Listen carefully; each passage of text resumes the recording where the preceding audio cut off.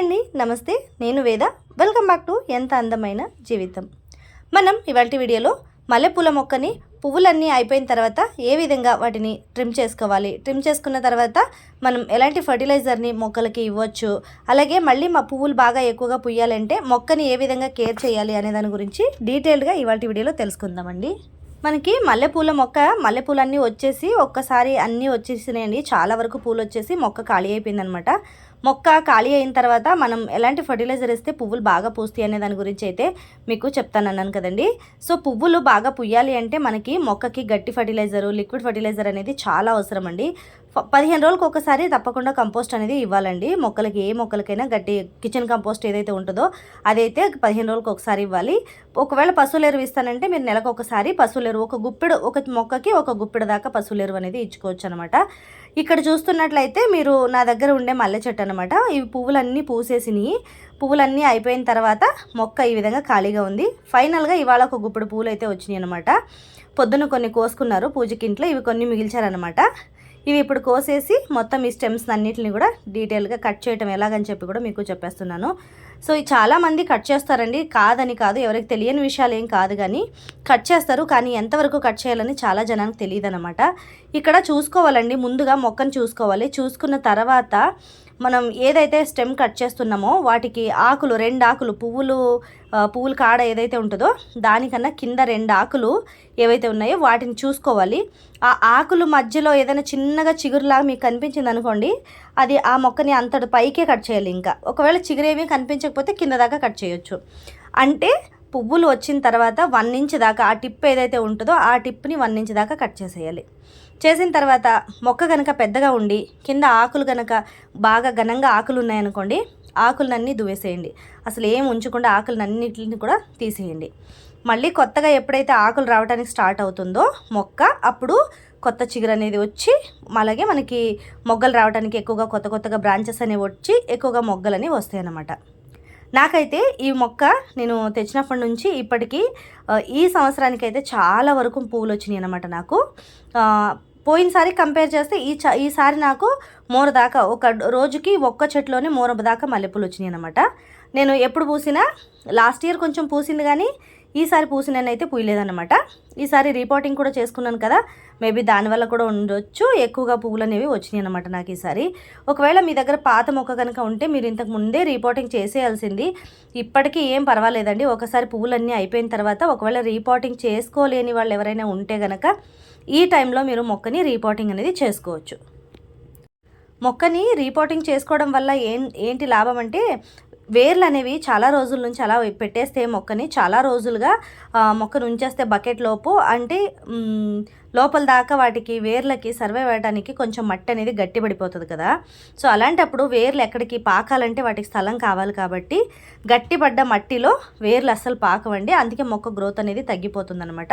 చాలా జనానికి జరిగేది ఇదే అనమాట. సో నేను కూడా ఆ మిస్టేక్ని ఇంతకు ముందు చేసేదాన్ని, కానీ ఇప్పుడైతే 1 సంవత్సరం పైన ఏ మొక్కలు కూడా ఎక్కువగా ఉంచను అనమాట.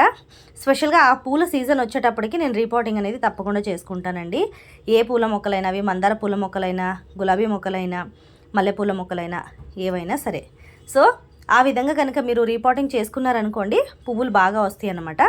ఇంకొకటి ఏంటంటే, మనకి సాయిల్ మిక్సింగ్ ఎలా ఉండాలి అనే దాని గురించి కూడా వీడియో చేశాను కదండి. ఆ వీడియో లింక్ని డిస్క్రిప్షన్ బాక్స్లో ఇస్తాను, చూడని వాళ్ళు ఎవరైనా ఉంటే చూడొచ్చు.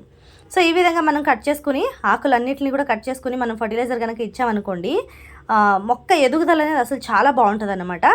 మీరు కంపేర్ చేసుకోవచ్చు, ఒక ఫర్టిలైజర్ ఇవ్వడానికి ముందు ఇచ్చిన తర్వాత కూడా మీరు చూసుకోవచ్చు అనమాట, మీకే తెలిసిపోతుంది. ఇక్కడ కనిపిస్తుంది కదండి, ఆకులు ఏవైతే ఉన్నాయో వాటి పక్కన కొత్తగా చిగురు అనేది వచ్చిందనమాట. చిన్న చిగురు వచ్చింది.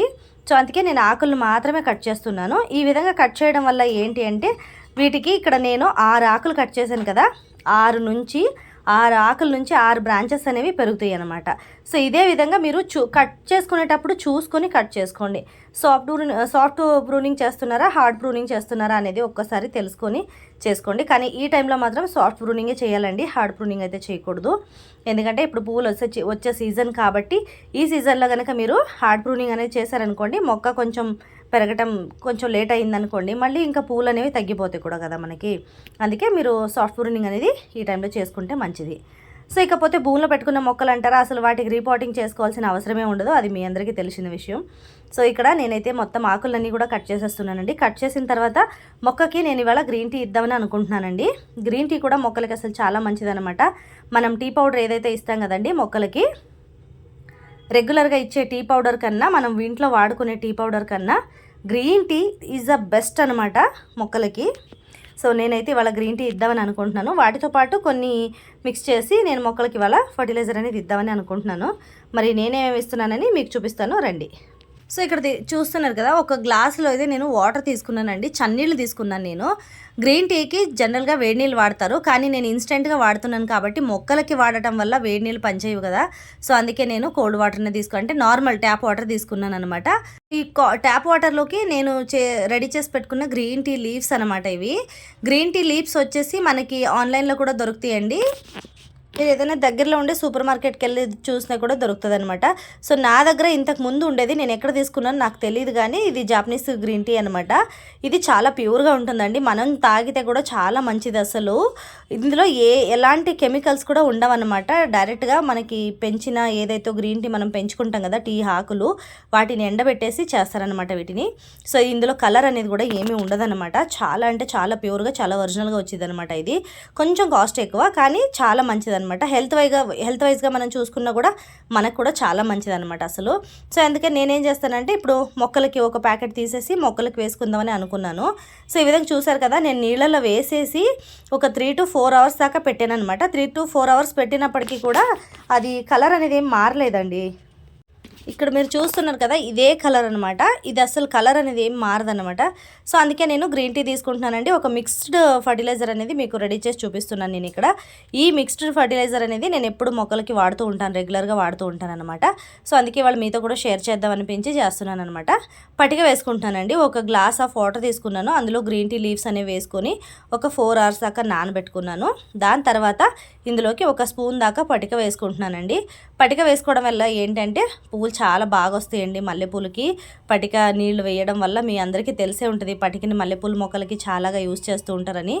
సో అందులోకి కూడా నేను ఒక స్పూన్ దాకా ఎగ్షెల్స్ పౌడర్ని కూడా వేసుకుంటున్నానండి. ఎగ్షెల్స్ పౌడర్ని నేను ఆల్రెడీ ఇంట్లో రెడీ చేసుకుని ఉంచుకుంటాను కాబట్టి నాకు అన్నిటికి కూడా ఎగ్షెల్స్ పౌడర్ అనేది చాలా బాగా యూజ్ అవుతుంది. ఎగ్షెల్స్ పౌడర్ వేయడం వల్ల ఏంటంటే పువ్వు యొక్క సైజ్ అనేది చాలా పెద్ద పెద్ద పూలు వస్తాయి అన్నమాట. సైజ్ అనేది ఇంక్రీజ్ అవుతుంది. అలాగే పసుపును కూడా వేసుకుంటున్నానండి. పసుపు వేసుకోవడం వల్ల ఏంటంటే మట్టిలో ఏదైనా ఫంగస్ లాంటిది ఉన్నప్పటికీ ఆ ఫంగస్ అనేది మొక్కకి ఎలాంటి ఎఫెక్ట్ చేయకుండా ఉండాలని చెప్పి నేను పసుపు అనేది వేసుకుంటున్నాను అనమాట. సో టోటల్గా ఈ టానిక్ వచ్చేసి మొక్కలకి చాలా మంచిదండి. మీరు మల్లె మొక్కలకే కాకుండా మీరు మందార పూల మొక్కలకి, ఏ పూల మొక్కలకైనా వేసుకోవచ్చు అనమాట దీన్ని. సో ఇదైతే చాలా బాగా యూజ్ అయింది, నాకైతే చాలా బాగా యూజ్ అయిందండి. మీరు కూడా ఒకసారి ట్రై చేసి చూడండి, మీకు ఎలా వర్క్ అయిందని చెప్పి కూడా నాకు కింద కామెంట్ సెక్షన్లో తెలియజేయండి. సో ఇదైతే ఇప్పుడు నేను మొక్కలకి వేసేస్తున్నానండి. మొక్కలకు వేసేటప్పుడు కొంచెం మొదట్లో దూరంగా వేసుకోవాలన్నమాట. అంటే మొక్క మొదలు ఏదైతే ఉంటుందో దాని చుట్టూన కొంచెం మట్టి అనేది తవ్వుకోవాలన్నమాట. మట్టి తవ్వుకున్న తర్వాత ఆ మట్టి లోపలికి వేయాలన్నమాట. ఈ విధంగా మట్టి లోపలికి కనుక వేసుకుంటే తొందరగా కుళ్ళిపోయి మనకి మొక్కకి మంచి ఆహారంగా అయితే రెడీ అవుతుందన్నమాట. అది మొక్కకి నైట్రోజన్, ఫాస్ఫరస్, పొటాషియం అన్నీ కూడా ఇందులో ఉంటాయండి. అందుకే నేను ఈ విధంగా ఈ లిక్విడ్ ఫర్టిలైజర్ అనేది ఇస్తున్నాను అనమాట. సో ఇప్పుడు కట్ చేశాను కాబట్టి మొక్కని ఈ స్టేజ్లో కనుక మనం నైట్రోజన్ కానివ్వచ్చు, పొటాషియం కానివ్వచ్చు, ఫాస్ఫరస్ కానివ్వచ్చు, ఇవన్నీ ఉన్న దాంట్లో ఉన్న ఒక రిచ్ ఫర్టిలైజర్ని కనుక మనం ఇచ్చామనుకోండి మొక్కకి, అసలు నెక్స్ట్ ఇంకా వచ్చే పువ్వులు మీరు చూడొచ్చు. నేను నెక్స్ట్ మీకు వీడియోస్ కూడా పెడుతూ ఉంటాను రెగ్యులర్గా. సో ఈ విధంగా అయితే నేను మొక్కకి వేసేస్తున్నానండి. వేసిన తర్వాత మీకు రిజల్ట్ అనేది చూపిస్తాను. ఇంకా నెక్స్ట్ వచ్చే ఫ్లవర్స్ అన్నీ చూసి దాని తర్వాత మీకు వీడియోస్ అనేది షేర్ చేస్తూ ఉంటాను. సో మల్లెపూలు రిలేటెడ్గా చాలా వీడియోస్ అనేది చేశానండి. వీడియోస్ ఎవరైనా కావాలనుకుంటే ఛానల్ సబ్స్క్రైబ్ చేసుకొని ఒకసారి విజిట్ చేసి మీరు వీడియోస్ అనేది చూడొచ్చు అనమాట. సో చూసారు కదండి, ఇవాళ వీడియో అయితే ఇదన్నమాట. వీడియో నచ్చితే తప్పకుండా ఒక లైక్ చేయండి. మరి వీడియో యూస్ఫుల్ అని అనిపిస్తే మీ ఫ్రెండ్స్ అండ్ ఫ్యామిలీకి రిలేటివ్స్కి వీడియోని షేర్ చేయండి. కొత్తగా ఎవరైనా మన ఛానల్ని చూస్తున్నట్లయితే తప్పకుండా మన ఛానల్ని సబ్స్క్రైబ్ చేసుకోండి. నేను పెట్టే ప్రతి ఒక్క వీడియో నోటిఫికేషన్ అనేది మీ దాకా వస్తుంది, పక్కనే ఉన్న బెల్ ఐకాన్ని క్లిక్ చేస్తే. సో మరొక మంచి వీడియోతో మీ ముందుంటాను. అంతవరకు కీప్ వాచింగ్ ఎంత అందమైన జీవితం.